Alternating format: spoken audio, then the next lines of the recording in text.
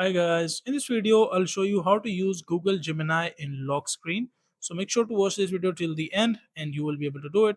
Now the first step is just make sure to download the Google application in your mobile phone if you're on Android, and make sure that this process is only applicable on Android. So if you're on iPhone, so you won't be able to do it, as Google is basically the by default application of the Android. So they have launched this feature on Android only.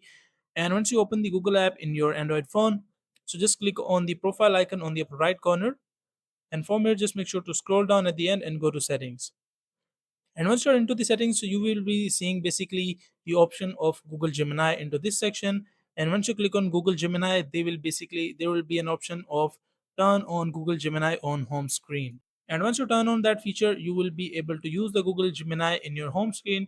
So as you can see that I am on the iPhone, so they have not launched this feature in the iPhone yet, as basically there is a by default AI which is called Siri in the iPhone, but in the Android they have launched the Gemini in the lock screen as well, similar to the iPhone.